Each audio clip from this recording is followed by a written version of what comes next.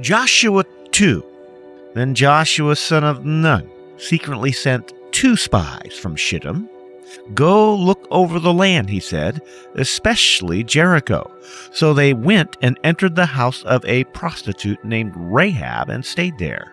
The king of Jericho was told, "Look, some of the Israelites have come here tonight to spy out the land." So the king of Jericho sent this message to Rahab: "Bring out the men who came to you and entered your house, because they have come to spy out the whole land." But the woman had taken the 2 men and hidden them. She said, "Yes, the men came to me, but I did not know where they'd come from. At dusk, when it was time to close the city gate, the men left. I don't know where they went. Go after them quickly. You may catch up with them."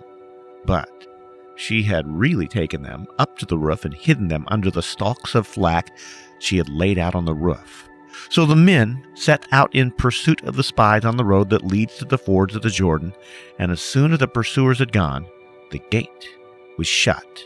Before the spies lay down for the night, she went up on the roof and said to them, "I know that the Lord has given you this land. Great fear has fallen on us, so that all who live in this country are melting in fear because of you. We have heard how the Lord dried up the water of the Red Sea for you when you came out of Egypt, and what you did to Sihon and Og, the 2 kings of the Amorites east of the Jordan, whom you completely destroyed. When we heard of it, our hearts melted, and everyone's courage failed because of you. For the Lord your God is God in heaven above and on earth below. Now then, please swear to me by the Lord that you will show kindness to my family, because I have shown kindness to you. Give me a sign that you will spare the lives of my father and mother and brothers and sisters and all who belong to them, and that you will save us from death. Our lives for your lives," the men assured her.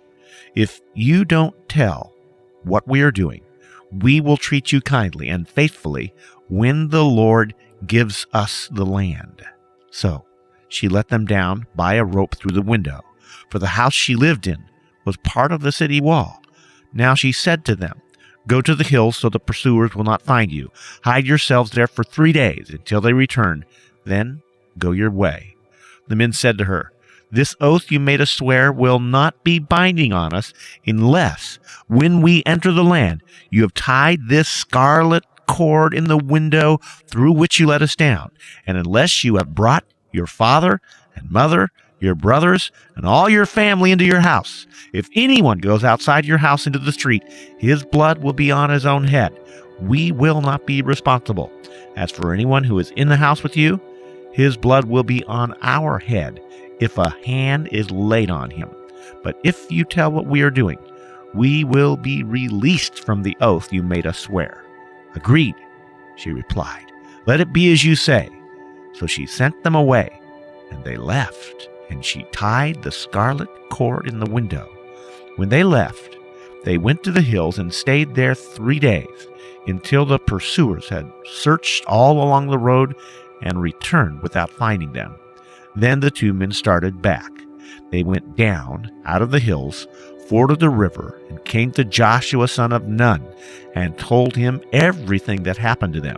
They said to Joshua, "The Lord has surely given the whole land into our hands. All the people are melting in fear because of us."